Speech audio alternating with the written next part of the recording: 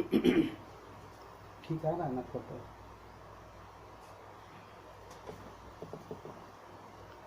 Bible coarse गाएंगे।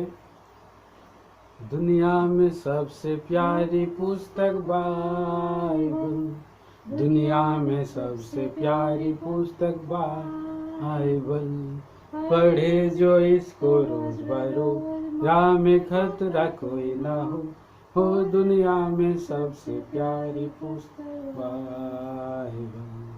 The best book to read is the Bible.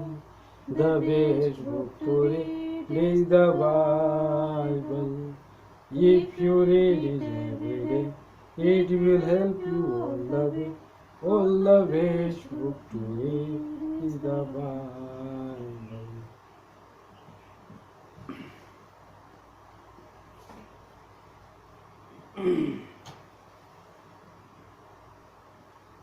प्रभु को धन्यवाद देते हैं।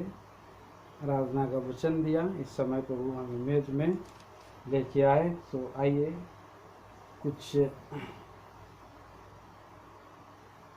वचनों को हम पढ़ेंगे। पहला थिस्सलुनीयों की पत्री, पहला अध्याय 2 पद से 10 पद तक हम बारी बारी से पढ़ेंगे। हम अपनी प्रार्थनाओं में तुम्हें स्मरण करते हैं और सदा तुम सब के विषय में परमेश्वर का धन्यवाद करते हैं।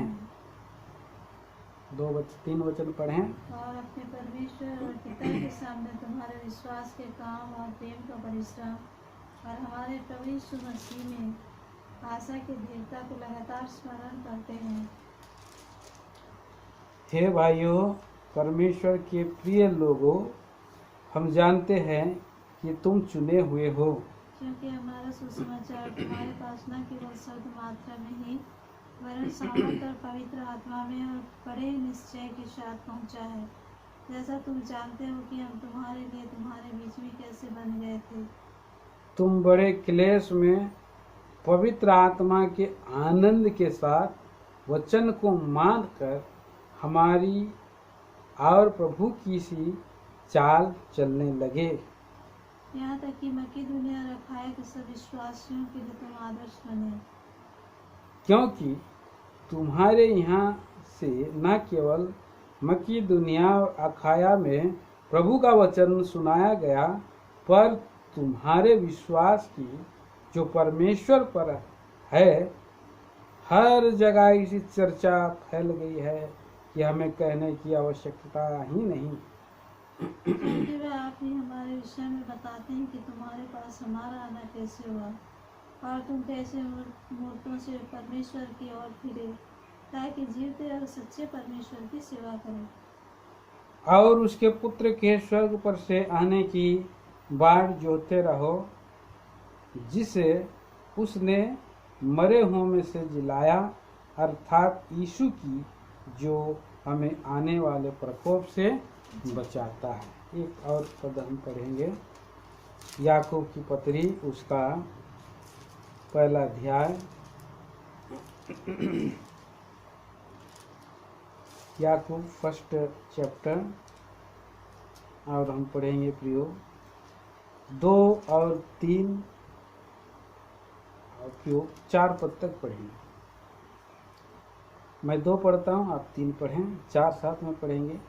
हे मेरे भाइयों, जब तुम नाना प्रकार की परीक्षाओं में पढ़ो तो इसको पूरे आनंद की बात समझो, यह जानकर कि तुम्हारे विश्वास के परखे जाने से धीरज उत्पन्न होता है। पर धीरज को अपना पूरा काम करने दो कि तुम पूरे और सिद्ध हो जाओ और तुम में किसी बात की घटी नहीं रहे। पढ़े हुए भाग के द्वारा प्रभु बातें करें। छोटी सी प्रार्थना करेंगे। स्वर्गीय पिता परमेश्वर, हम धन्यवाद देते हैं, आपके विचार हमारे लिए बड़े अनोखे अद्भुत है। आप हमारे जीवन में प्रभु जी ज्ञान और प्रकाश का आत्मा देकर चलाते हैं, संभालते हैं। इस समय पवित्र वचनों के द्वारा हमें तैयार करें कि हम प्रभु जी आपके और वचनों के द्वारा हम तैयार हो सके, प्रभु के भोज में भी हम भाग ले सके, सहायता करें। महिमा गौरव मान देकर प्रार्थना लाते हैं मसीह यीशु के नाम में, आमीन। यहाँ पर दो भाग हमने पढ़ा, पहला थिस्सलुनीयों की पहला अध्याय और उसके 2 पद से हम पढ़ा है 10 वचन तक। जो यहाँ पर एक पद हम फिर से हम पढ़ते हैं, 10 पद हम लोग पढ़ेंगे। लिखा है और उसके पुत्र के स्वर्ग पर से आने की बाट जोते रहो, जिसे उसने मरे हुओं में से जिलाया। अर्थात यीशु की जो हमें आने वाले प्रकोप से बचाता है। तो हम कैसे प्रियो हमारे परमेश्वर के पुत्र प्रभु यीशु की स्वर्ग पर से आने की बाट जोते रह सकते हैं? हमारा चाल चलन परमेश्वर के योग्य बना करके, और हम प्रियो पवित्र वचन के द्वारा से पवित्र मेज में की ओर जब हम स्मरण वहाँ पर संगति करते हैं, स्मरण करते हैं प्रभु को, और उन्होंने प्रभु यीशु मसीह ने स्वयं कहा कि मैं जहाँ जा रहा हूँ और जब तक मैं नहीं आऊँ मेरे स्मरण के लिए यही किया करो। प्रभु की स्मरण के लिए, यादगारी के लिए, और हम ऐसा किया करें। वर्तमान परिस्थितियाँ भयंकर है कि हमारे भाई बहन लोग जो आना चाहते हैं दूर दराज से भी कि प्रभु के मेज में, लेकिन हम देखते हैं कि इस धरती पर हम लोग हैं और इस धरती का राजा भी है, और यहाँ पर भी प्रभु ने कहा है जो केसर का है उसे केसर को दो, जो परमेश्वर का है उसे परमेश्वर को दो। तो हम किसी का भी बात का उल्लंघन नहीं कर सकते, लेकिन हम देखते हैं लॉकडाउन के अंदर में हम प्रभु का वचनों को मानते हुए भी और सोशल डिस्टेंसिंग करके एक भाई एक जन आ करके एक जन खाए फिर चले जाए, ऐसा हमारा प्रभु ने हमको सुझाव दिया है। सो इसके लिए आपसे हमारी यही बोझ है, जो नहीं आ पा रहे हैं सो भी उन्हें प्रभु खाने वाला ना खाने वाले को तुच्छ ना जाने और ना खाने वाला खाने वाले को तुच्छ ना जाने। एक दूसरे को समझे, परिस्थिति को समझे। प्रभु भी हमारे मन और मर्म का ज्ञाता है, हमारी आवश्यकताओं को जानता है। हमारा प्रभु हमें जो है कि मसीह का प्रेम से कोई भी अलग नहीं कर सकता है।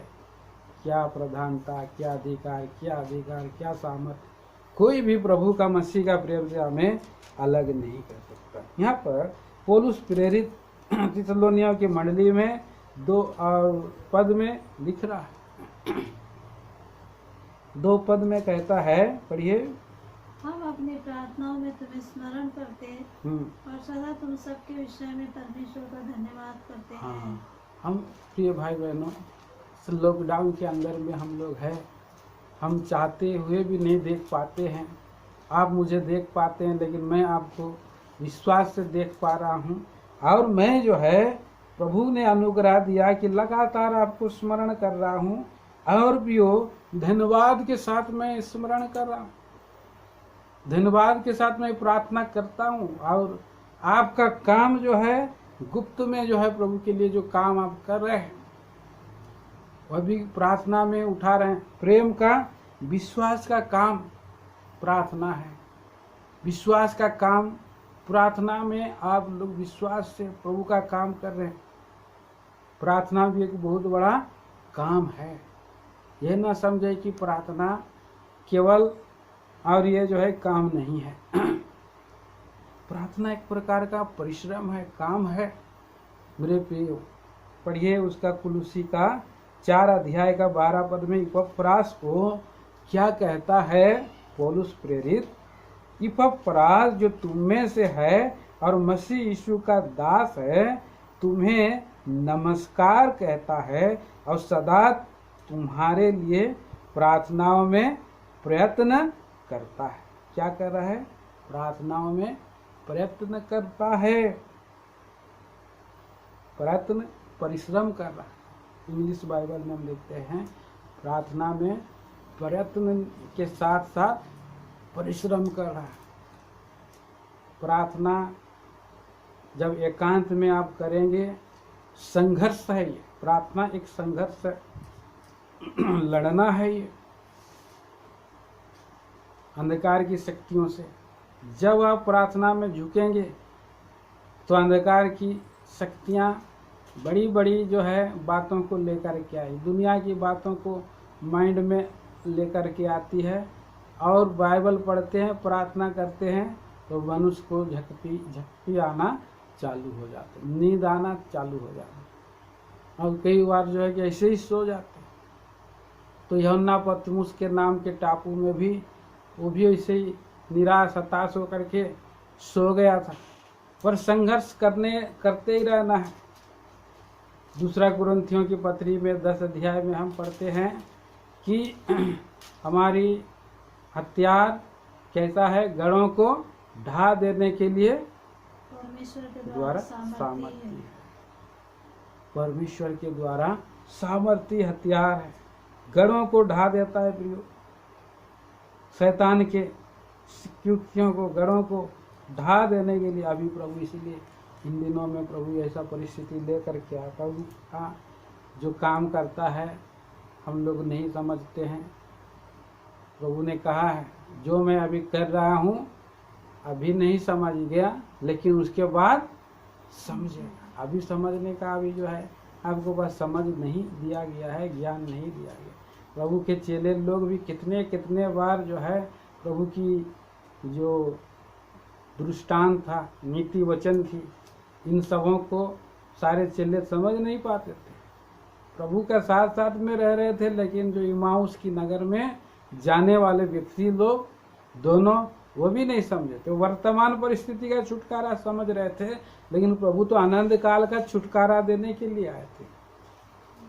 हाँ, वो लोग वर्तमान रोमी का शासनों से छुटकारा पाने के लिए वो लोग वर्तमान छुटकारा सोच रहे हैं, लेकिन हमारा प्रभु का बहुत बड़ा योजना है। मैं जो कर रहा हूँ अभी तू नहीं समझेगा, पर उसके बाद समझेगा, प्रभु ने कहा। तो इसीलिए जो भले हो या बुरे हो, जो परिस्थिति आ रहा है, प्रभु को धन्यवाद देना है, प्रभु की स्तुति करना है। और प्रभु बोला है कि सब प्रधानों के लिए, अधिकारों के लिए, भलाई के लिए, सभी लोगों के लिए, उद्धार के लिए प्रार्थना करना, ये परमेश्वर को भाता है और परमेश्वर को अच्छा लगता है। नहीं चाहता ये कोई भी मनुष्य नाश हो, मन फिरा है। प्रभु इन दिनों में चेतावनी देते हुए आ रहा है। तो ये सब जब हम प्रार्थना में हम घुटने टेकते हैं, झुकते हैं, तो अंधकार की शक्तियाँ हमारे विरोध में हजारों की तादाद में आकर के हमें जो है जो आक्रमण करती है और घुटने को टेकने नहीं देती है, झुकाने नहीं देती। क्योंकि जब हम लोग घुटने टेकेंगे, झुकाएंगे और संघर्ष करेंगे, परिश्रम करेंगे, तो उनका गढ़ जो है कि हिल जाता है, थरथरा जाता है, पूरा गढ़ों को ढा देता है, बोल रहा है। दूसरा कुरिन्थी 10 अध्याय और 4 वचन पढ़िए। कि हमारी लड़ाई के हथियार शारीरिक नहीं, हाँ, 5 पद भी हैं। को ढा देने के लिए परमेश्वर के द्वारा सामर्थ्य है। परमेश्वर के द्वारा सामर्थ्य है। इसलिए हम कल्पनाओं का और हर एक ऊंची बात का जो परमेश्वर के पहचान के विरुद्ध में उठती है, हाँ, खंडन करते हैं और हर एक भावना को कैद करके, हाँ, मसीह का आज्ञाकारी बना देते हैं। 6 पद भी। और तैयार रहते हैं कि जब तुम्हारा आज्ञा पालन पूरा हो जाए। और तैयार रहते हैं कि जब तुम्हारा आज्ञा पालन पूरा हो जाए, तो हर एक प्रकार के आज्ञा उल्लंघन को दंडित करे। तो इसीलिए प्रभु अपने अधीनता में, कंट्रोल में लाने के लिए हमारा प्रभु बोलता है कि प्रार्थना करो, जागते रहो और प्रार्थना करो। प्रार्थना के साथ साथ और क्या करना है? प्रेम में परिश्रम करना है। पढ़िए पहला थिस्सलुनीयों की पत्री, उसका 1 अध्याय और 3 वचन। और अपने परमेश्वर और पिता के सामने तुम्हारे विश्वास के काम, प्रेम का परिश्रम, प्रेम का परिश्रम हमारे जीवन में है। विश्वास के काम, प्रार्थना से, विश्वास से आप मांगेंगे, हैं? जो कोई मांगे विश्वास से अगर मांगता है तो ये बड़ा पहाड़ भी क्या हो जाएगा? ढह जाएगा, न समुद्र में गिर, उखड़ करके समुद्र में गिर जाएगा। इसलिए कोई मांगे तो संदेह ना करी। विश्वास का काम, विश्वास के काम के साथ साथ प्रेम का परिश्रम। प्रभु यीशु मसीह ने हमसे प्रेम किया और अपने आप को सुखदायक सुगंध के रूप में बलिदान कर दिया। विश्वास जिसके पास है वो व्यक्ति प्रेम भी करेगा, केवल प्रार्थना के ही नहीं परंतु और भी क्या करेगा, समर्पण करेगा और भी परिश्रम करेगा। परिश्रम करना मतलब क्या, प्रेम में, प्रेम जो है, प्रेम क्या है, किसी से लेना प्रेम है, किसी को देना प्रेम है, हाँ? किसी को देना प्रेम है, लेने से देना भिन्न है। प्रभु ने तो हमें हमारे लिए सब कुछ दे दिया और उसने हमसे प्रेम करना सीखा, हमें दे करके और अपने आप को भी दे देने के लिए। तो अपने हमारे लिए क्या बन गया, कंगाल बन गया कि हम उसमें धनी बन गए। तो लाउदिकिया के जो मकी दुनिया के जो विश्वासी भाई बहन लोग थे, उसका प्रेम को उन्होंने समझा।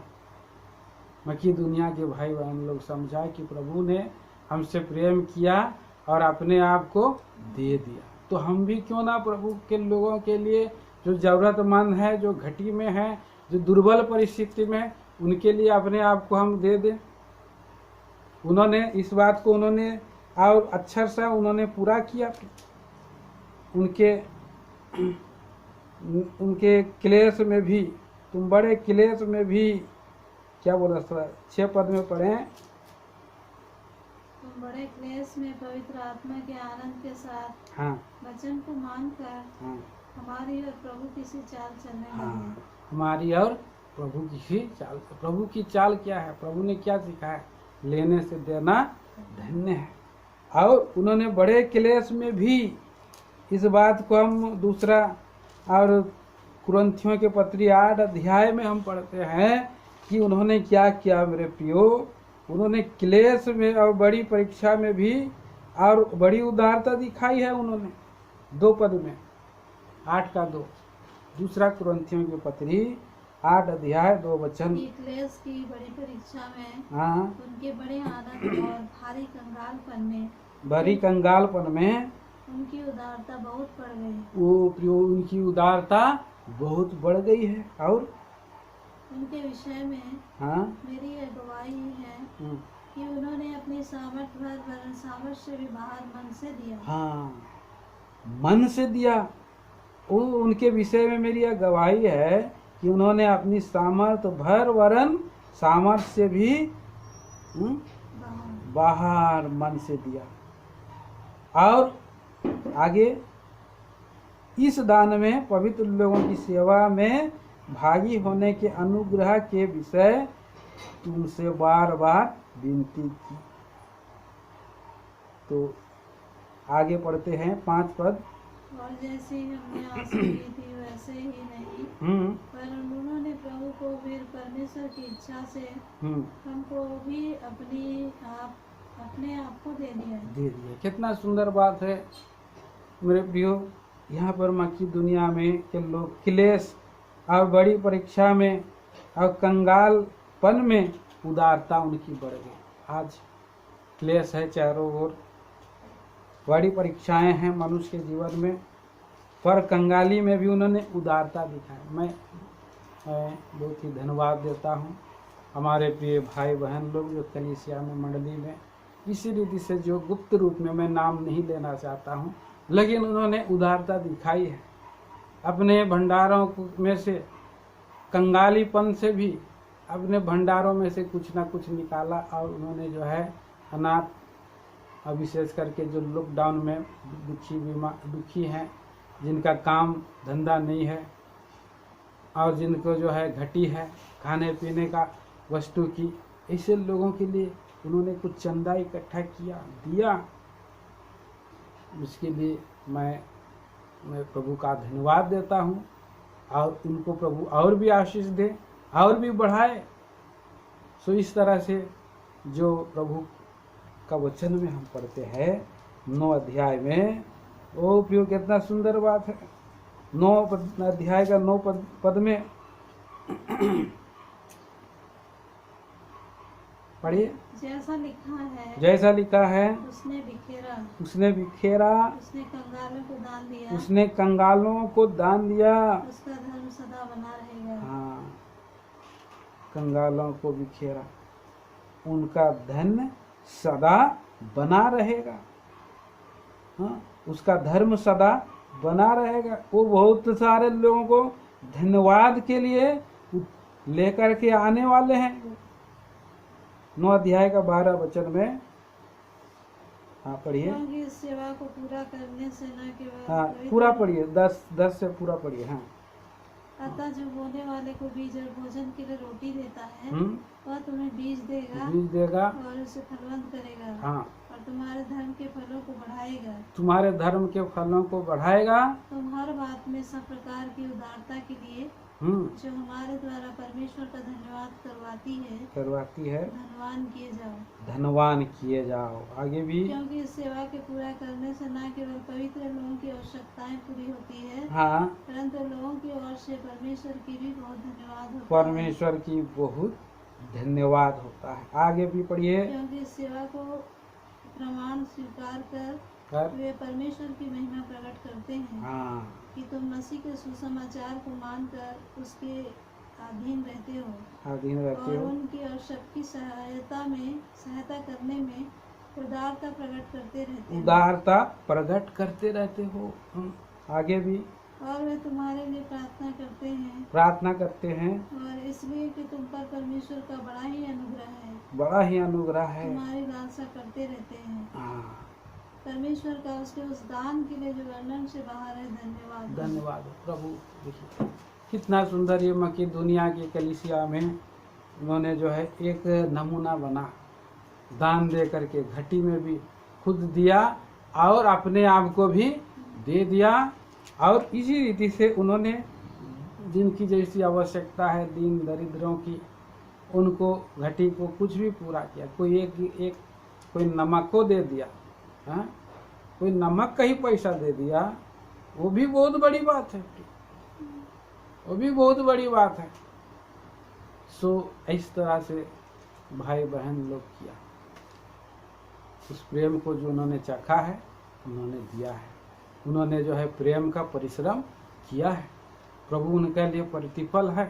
उस विधवा स्त्री के पास कितना था? 2 दमड़ी थी और दोनों के दोनों डाल दिया। सो प्रभु देख रहा है। प्रभु हमारे मन और मर्म सबको जानता है और प्रभु जो है भरपूरी से उसकी धर्म के फलों को बढ़ाता है। तो प्रेम का परिश्रम है। कुछ करके देने से नहीं होगा। प्रभु यहाँ भी बोला भी है 9 अध्याय का, तो पौलुस क्या बोलता है? जो थोड़ा बोता है वो थोड़ा काटेगा भी, और जो बहुत बोता है वह बहुत काटेगा। हर एक जन जैसा मन में ठाने वैसा दान करे, ना कुड़कुड़ के और ना दबाव से, क्योंकि परमेश्वर हर्ष से देने वालों से प्रेम रखता है। हर्ष से देने वाले से प्रेम रखता है। और 8 पद में कहता है परमेश्वर सब प्रकार का अनुग्रह तुम्हें बहुतायत से दे सकता है, जिससे हर बात में और हर समय सब कुछ जो तुम आवश्यक हो तुम्हारे पास रहे, और हर एक भले काम के लिए तुम्हारे पास बहुत कुछ हो। प्रभु ऐसा अनुग्रह दिया है हमारे भाई बहनों को, तो इसलिए लोग प्रेम का परिश्रम किए हैं। कितना सुंदर बात है। तो आगे हम देखते हैं थिस्सलुनीकियों की पत्री 1 अध्याय 2 पद में 3 विचार पढ़ेंगे।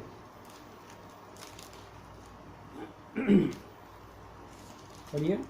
और हमारे प्रभु यीशु मसीह 3 पद। हाँ। और हमारे प्रभु यीशु मसीह में आशा की धीरता को, हाँ, हमारे प्रभु यीशु मसीह में आशा की धीरता को लगातार स्मरण कर। आशा का धीरज है उनके पास। विश्वास आशा की हुई वस्तुओं का निश्चय और अनदेखी वस्तुओं का प्रमाण है। तो ये विश्वास है, प्रेम है, आशा है, तीनों चीज यहाँ पर इस पद में है। और हमारी आशा का प्रभु यीशु मसीह लंगर है। प्रभु यीशु मसीह आशा का लंगर है। ये कठिन परिस्थितियां जो मनुष्य के जीवन में आई है, ये कठिन परिस्थितियां सदा काल तक के लिए नहीं रहेगी प्रियो। और इसीलिए हमें लंगर डालना। जब आंधी तूफान आता है समुद्र में, बड़ा बड़ा और आंधी तूफान और छोटी सी नाव, तो गीत भी है, बड़ा बड़ा आंधी तूफान और छोटी सी नाव। हाँ, प्रभु मैं लंगर डालता हूँ बोल के गीत भी है, प्रभु के लोगों ने बनाया है। और जब प्रभु यीशु मसीह और उसके चेले जब वो तिबिरियास झील पर यात्रा कर रहे थे, तो वहाँ पर देखिए कि अचानक से आंधी और तूफान उठा और ऐसे हिलकोरे हुए पानी उसके कहाँ पर गिर गया, नाव पर गिरे पड़ते थे। चिल्लाना चालू कर दिए, वो कुछ निकाले, इधर उधर से प्रयास किए, कोशिश किए। आज पूरा दुनिया में ऐसे ही और तूफान उठा है, आंधी उठा है। क्यों उठा है ये तो प्रभु जानता है, कैसे और उसका उद्देश्य क्या है उठाने का। तो लोग जो है केयरलेस, और प्रभु को लोग जानते भी नहीं। चेले लोग भी अभी तक नहीं जान रहे थे। प्रभु तो साथ में है, खाने दे रहा है, साथ में घुमा रहा है, अद्भुत काम दिखा रहा है। ये तो कोई भविष्य वक्ता ही होगा, हाँ?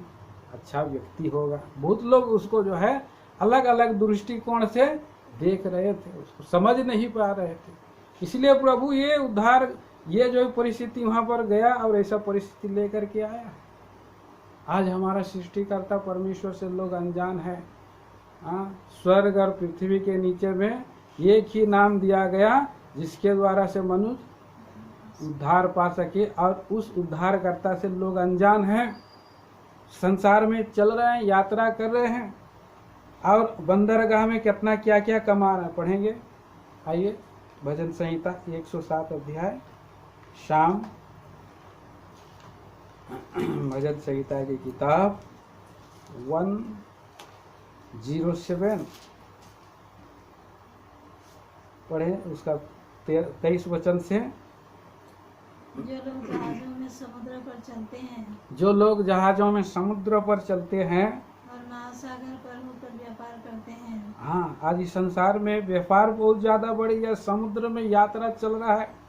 हाँ, वे यहोवा के कामों को हाँ, और उन आश्चर्य कर्मों को जो वह गहरे समुद्र में करता है देखते हैं। हाँ, क्योंकि वह आज्ञा देता है, क्योंकि वो आज्ञा देता है, तब प्रचंड बयार उठकर तरंगों को उठाती है।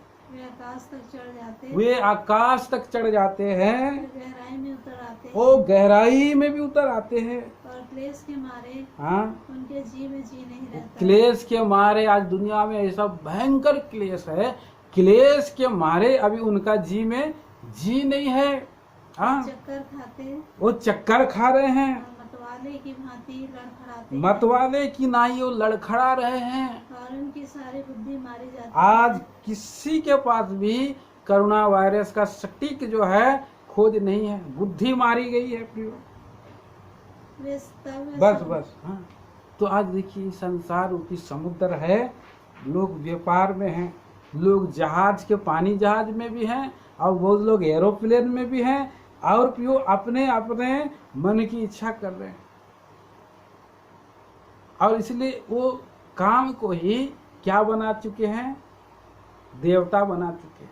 हमारा काम ही देवता है, हमारा काम ही ईश्वर है, हम जो करेंगे वही होगा। इसलिए कौन ईश्वर को ढूंढ रहा है, कौन सृष्टि करता, कोई नहीं है। हम लोग जैसे मन वैसे जिए, वैसे खाए, वैसे पिए, नाना प्रकार के इतना कीड़े मकोड़े को खा रहे हैं। प्रियो, परमेश्वर को बिल्कुल जो है भूल गए। मनुष्य जानवर से बदतर इस संसार में जीवन बिता रहा है। हम मनुष्य और जानवरों के साथ गलत व्यवहार, और मनुष्य मनुष्य, स्त्री स्त्री, पुरुष पुरुष में पाप का जो है और बढ़ता ही चला जा रहा है। और इसमें देश के देश लोग ये वैधानिक नियम बना दिए हैं, कानून बना दिए हैं, जो परमेश्वर के दृष्टि में और जो उसके नियम के विरुद्ध ये सब जो है हो चुका है।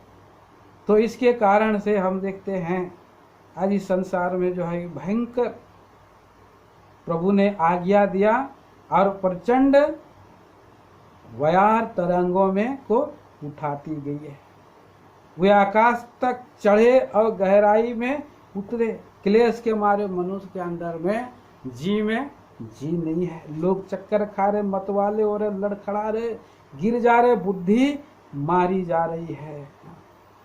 परंतु प्रभु के लोग प्रार्थना कर रहे हैं, प्रभु के लोग स्तुति कर रहे हैं, दुहाई दे रहे हैं।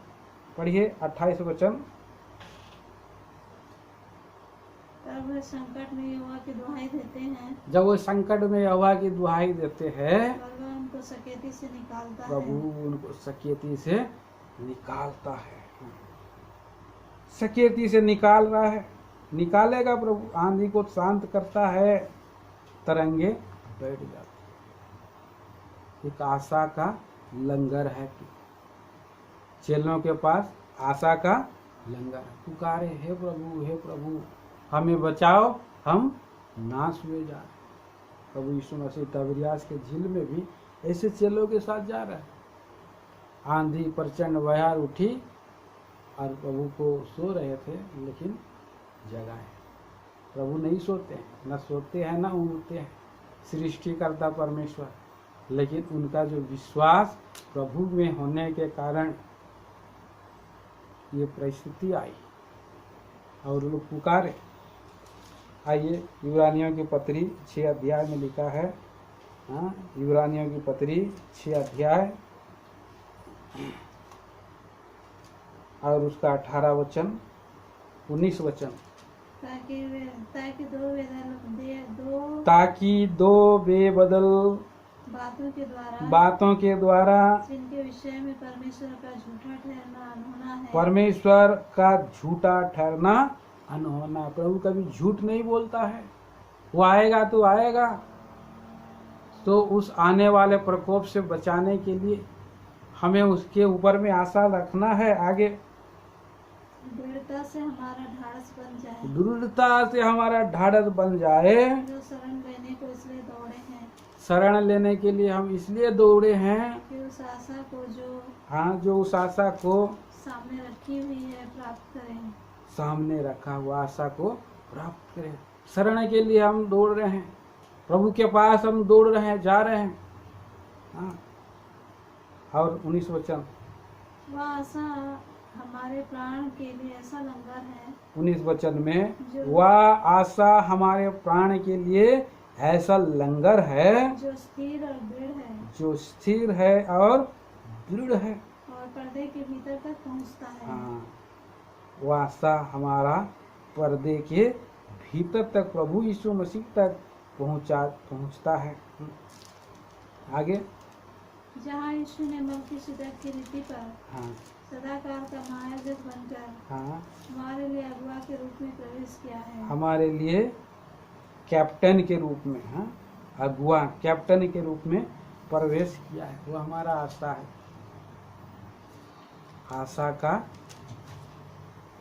आशा के लिए हम लोग दौड़े चले रहे हैं। आंधी और तूफान और क्लेश और बवंडर कुछ भी आने दो, कुछ भी आने दो, लेकिन वो नैया क्या डूबेगी जिसमें यीशु महान बैठा हुआ है। तो गीत भी है ना, वो नैया क्या डूबेगी जिसमें है यीशु महान। तो ऐसा गीत प्रभु यीशु मसीह उस नैया में बैठे हैं और वही नैया का खेवैया है। वो नैया को पार लगाएंगे तो हमें तब तक के लिए आशा की दृढ़ता में और लंगर लगा करके रहना है। धीरज धर के प्रभु की बाढ़ जोते रहे, जो आने वाले प्रकोप से हमें बचा। वर्तमान में जो क्लेश परिस्थितियाँ आई हैं, परख और परीक्षा है कि हमारा परखा हुआ विश्वास नाशवान सोने के समान बहुमूल्य हो और प्रभु के आगमन तक के लिए हमें तैयार करें। प्रभु अभी लोगों को परख रहा है, ठीक ठाक कर रहा है। हाँ, याकूब की पत्री में हमने पढ़ा, याकूब की पत्री उसका पहला अध्याय में पढ़ते हैं 4 वचन में, 3 और 4 यह जानकर कि तुम्हारे विश्वास के परखे जाने से धीरज उत्पन्न होता है, पर धीरज को अपना पूरा काम करने दो। हाँ, धीरज और देखिए विश्वास है और आशा है और बीच में धीरता है, धीरज है। ये धीरज बीच में है, वहाँ पर परीक्षा है और क्लेश भी है। ये परीक्षा और क्लेश कई प्रभु भी एक बार लेकर के आ रहा है।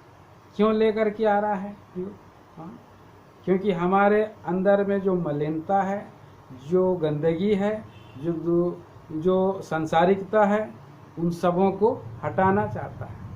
कैसे हटाना चाह रहा है? प्रियो, परख और परीक्षा एक अग्नि के समान है। सोना को क्या किया जाता है? आग में तया जाता है। चांदी को कुचला जाता है। चांदी को कुठली में कुचला जाता है और सोना को आग में, ऊपर से भी आग और नीचे से भी आग। मलाकी की किताब पढ़िए, 3 अध्याय का 3 वचन। यहाँ पर हम देखते हैं 2 वचन से ही पढ़ेंगे तो अच्छा है। मलाकी की किताब